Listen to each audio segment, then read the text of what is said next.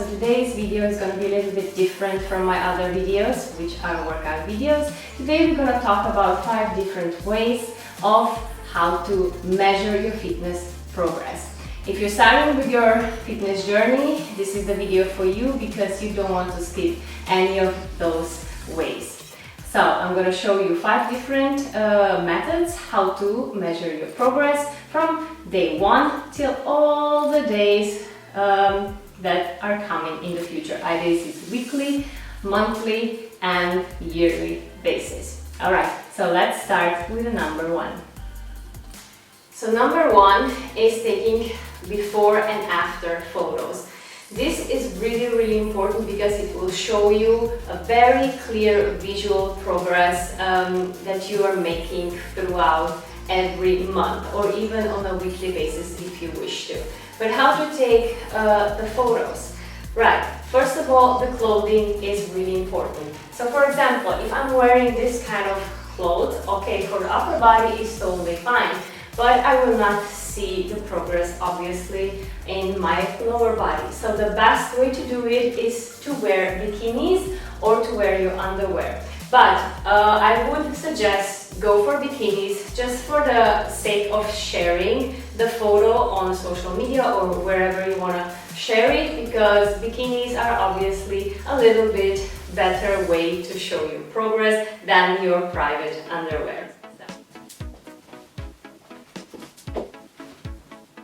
Alright, so first photo should always be like front photo and you're just standing like tall, shoulders back and down, and you just relax your body. You don't have to tense or suck in the belly or anything, just relax your body and take a photo front. Alright, then you're gonna take photo from the side, so each side. So again, shoulders back and down and take a photo from your side. Of course, the same thing will go for the other side. So take a photo from this side, and left and right. And then you're gonna take a photo from your back. Make sure also that your back is seen. You can, even if you want to, you can do one way of flexing, all right, and one way like relax. Okay, so that is number 1, how you should take your photos. The second thing is either you should wear heels or not if you are a girl. For me personally, I rather take heels on because it elongates my legs, elongates my body, and it visually makes your body a little bit nicer. Is this cheating or not? It's up to you. You can take it with barefoot as well. It's not an issue, but have in mind for the next photos you're gonna take, use the same clothes, the same bikinis, and also heels or not heels, okay? Make the same pictures as you would do on the first one. So that's the method number 1.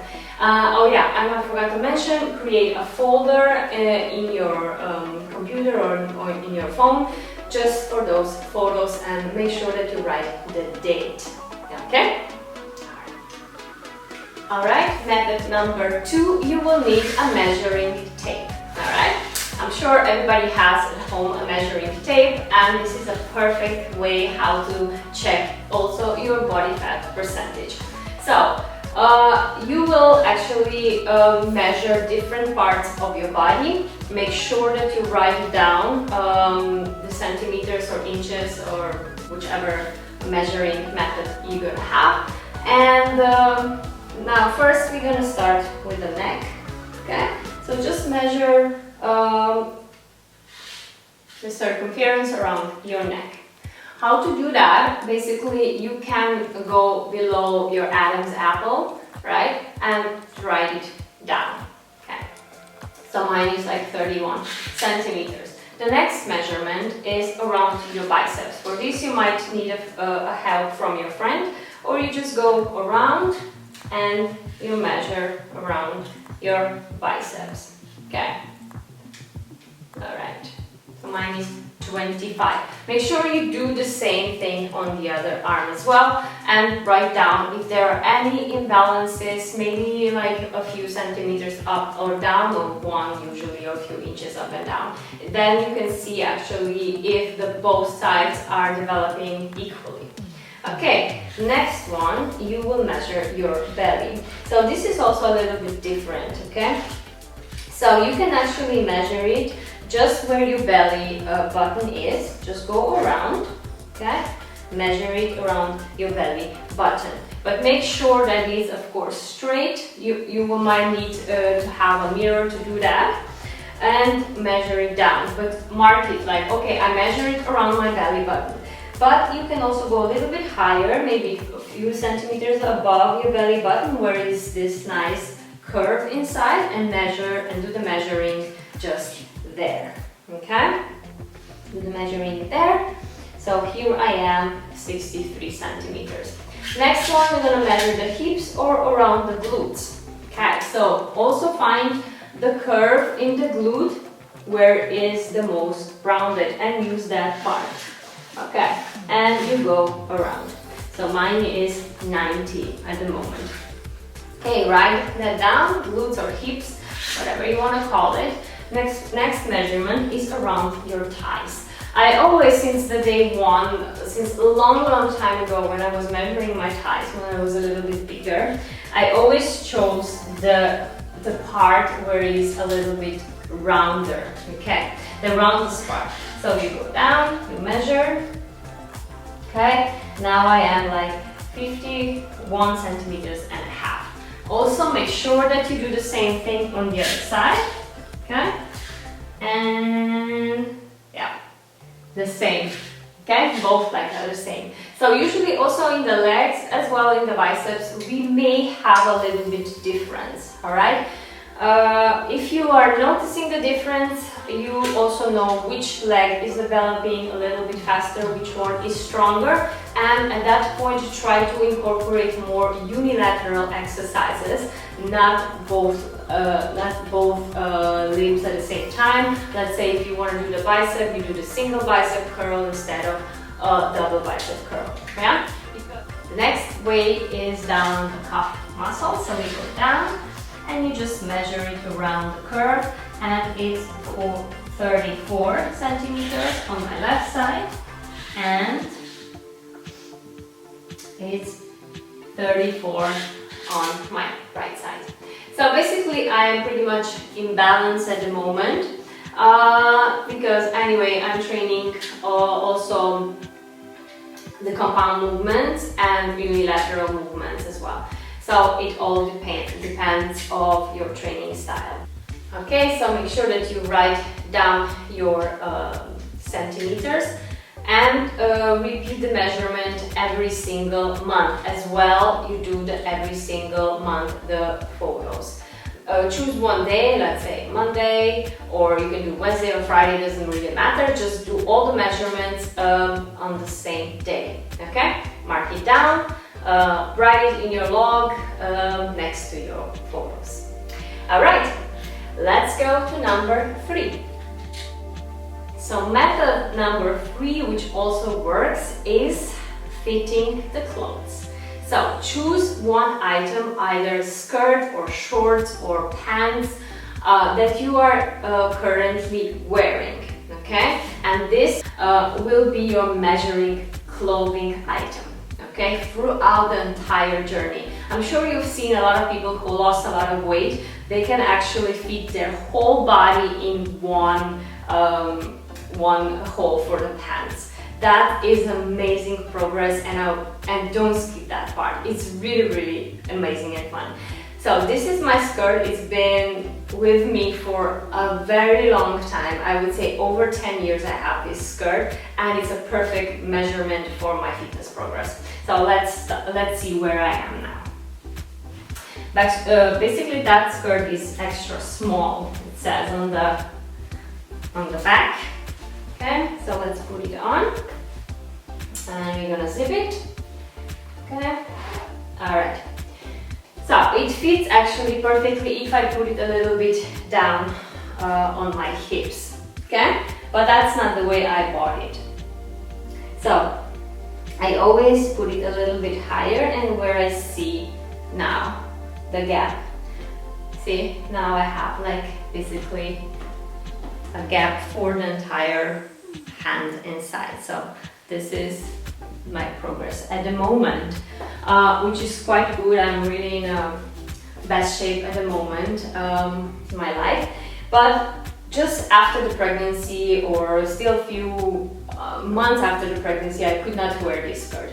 So now I can actually see how I progress. And this is my measuring skirt of all times, and I really, really love it, and I think I'll have it forever.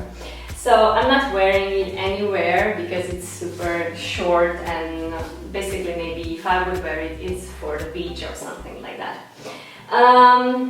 Yeah, so choose one item and have this item every single time you're going to do the fitting. You can do all these progress checking points all at the same day. Okay, so take a photo before and after, also in the clothing. So method number 4 is having a simple scale, right? So you're gonna tell me, oh my god, no, don't be the one with a scale, don't be the trainer who forces us to step on the scale. No, I'm not that kind of person. Of course, I'm not that kind of trainer, but we do have all love and hate relationship with our scales. I would say measure your weight only if you have a healthy relationship with a scale. So what that means, that you will not be depressed about the numbers on the scale if you're not going to lose weight really fast. Okay? The scales are really cool at the beginning because we need to check and need to see where we are in our weight. Okay? Also for the trainers and for yourself, it's really good that we determine the numbers for your basic metabolic rate. Okay? For that we need height, we need weight, and activity level and age. Alright. So if you have a healthy relationship with the scale, that means that the numbers will not put you down in any way, then I suggest you do weigh yourself once per week. Do the weighing every single time you do other measurements as well. The best day of the weigh-in would be either Wednesday or would be Friday. Okay, why not Monday? Mondays are usually number 1 day, and they come after the weekend. And we all know in the weekends we usually have fun, we party, we eat a little bit more, or we have our treat days. So on Mondays, I would say skip the weigh-in and choose either Wednesday or preferably even Friday. Because on the Friday, in the morning, it's already like a week of workouts going on, you're creating new habits, and Fridays would be perfect, and it's just before your weekend. Okay? So 1 time per week, it's like a positive way of using scale, but it can be also negative for you. This means when you are weighing yourself every single day and multiple times per day. Do not do this, it will not help you. I've been there like 10 years ago, or even a little bit more, when I started my fitness journey. I would step on the scale first thing in the morning, then I would step in the middle of the day, and of course the numbers were higher, and then I would step before I go to bed. And usually like I was heavier for 1 kilo to 1.5 kilo, depends how much I ate that day and how much I drank water and so on. I was depressed, like how come I am like 1 kilo or 1.5 kilo heavier than I was in the morning, but I just didn't understand the process. Of course you are heavier in the evening of all the food and everything we're doing. The food that we're eating weighs, right? So it's heavy. So it's logical that you're gonna weigh more than you did in the morning. So that is not a healthy approach how you should weigh yourself. So do it first thing in the morning, 1 time per week. And if you don't like the scale, skip it off. You don't have to use it, you don't need it. And also, you have to know as well one thing. The bigger you are, you might lose weight faster, okay? The weight will drop off faster. But if you don't have a lot kilos, a lot of weight to lose, your weight will drop slower, okay? okay? And also if you're training simultaneously with weights and building up the muscles, you have to also know that the muscles weigh more than fat does, okay? So if you're gonna go into the scale and one day you will see, oh my god, I'm 1 kilo heavier, how is this possible? Check your before and after photos. Check those photos, make these visual pictures in front of you and go for that result. This is the best result and the best advice I can give you. Forget about the scale, because when we are building muscle, we sometimes also go up in our kilos, okay, in the weight. So it's totally normal thing to do, so don't worry about it. But if you don't like the scale, you don't have to rely on the photos and on the things that we were talking about before. And now we come to our fifth method, which is one of the most important methods in your fitness journey, during your fit tests. We have several different tests you can choose from. I will share 2 examples you can basically do every single month, or every single day or a week if you wish to. Okay, so first one, choose 5 or 7 or 10 basic exercises you want to do the test on. So those are basically like squats, can be lunges, can be burpees, can be push-ups, any kind of all those non-complicated and very basic exercises, okay? So you can also do them with a timer, and then you are counting your reps, or you can do as a circuit training and you basically measure the time of your workout. So whenever you will do the second time or the third time in this workout, try to aim for better results, higher reps, or lower your time of the circuit training if you choose that method. I have the perfect fit test also on my webpage, fitnessbymaya.com. You can also join and subscribe to my webpage, and you can train with me every single day with a schedule provided. Okay, so the method number 2 is one of the best exercises I always recommend, and I will always do that, and this is holding the plank. Holding the plank is one of the best exercises for your overall strength. It's also the endurance strength of your muscles, it's your core strength, it's the full body strength, and it's also strength for your mind. Okay, so you can do that every single week. Just hold on the plank until you cannot hold it any longer. Make sure that you write down the time with your planks, and next time, of course, aim to the higher minutes. Okay, so my personal best in plank is holding 5 minutes and 1 second. I don't think right now I'm able to do that, but if I go for it, I will probably hold it quite long. Also, I have it as well on my webpage as a weekly challenge, one specific exercise, and one of them is plank. So we are basically doing plank every single day on top of my workouts, just to get better in this specific exercise. And it's so interesting to see how you can progress day by day with holding the plank. And it's an amazing exercise.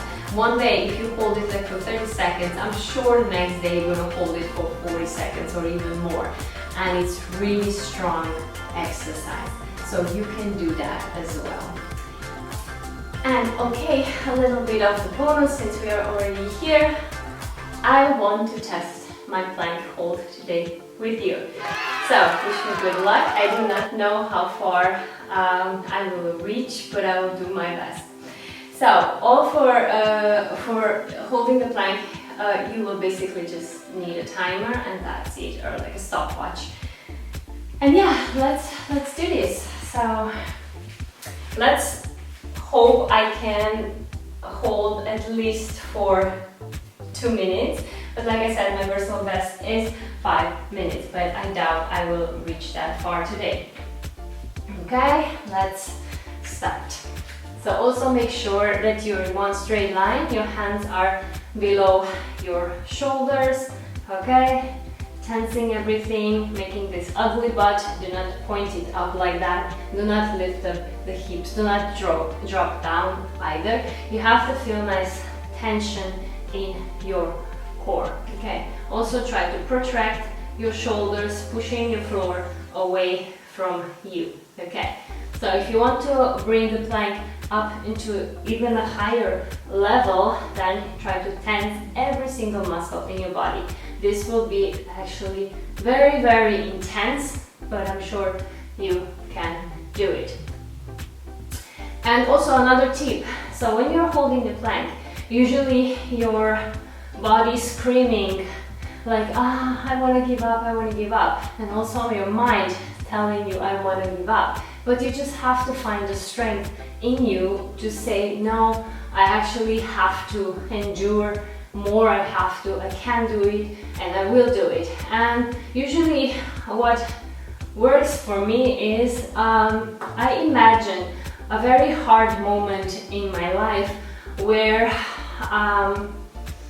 I could barely push through it, but at the end I did. So I always say, if you did that, you can bloody hold this plank as well, as long as you possibly can, okay? So, all mommies are out there who already gave birth. You know that this is not like a piece of cake, and it's a very traumatizing experience, or it can be a very nice experience, but the point of delivering is super hard, and that you are a super woman. Okay, so now I'm already holding 2 minutes and I'm starting to shake. Let's see if I can reach 3 minutes. And it's time for me to concentrate. I feel already my core.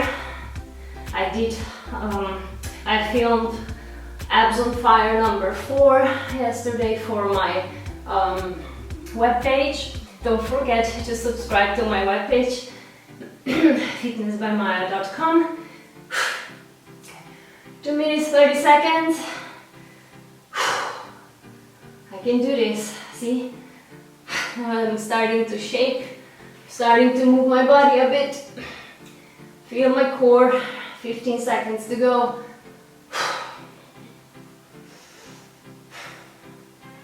I think I'll stop talking now. You can go also on your elbows if you wish. 3 minutes.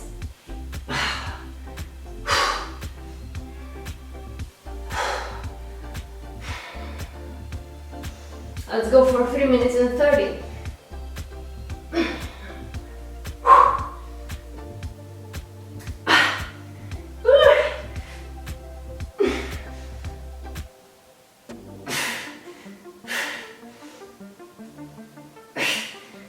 Okay, and I did. All right. 3 minutes and 30 seconds. It's not bad. And I really feel my core now, like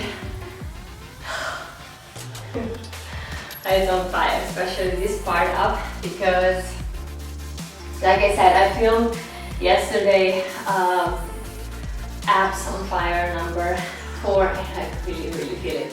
But 3 minutes 30 seconds is basically very good progress. I'm not on 5 minutes, but yeah. Just make sure that you're not lowering down the hips and lifting up them as well. Alright, so thank you so much for watching this video. I hope you learned something and I hope you will put all this method in tracking your fitness progress. Alright, so don't forget to like this video, don't forget to subscribe. I will bring you more content on this channel, the style like this, yeah, so that you actually get to know me a bit more and also get to know the fitness a little bit more as well. Alright, so wish you a wonderful day. See you next time.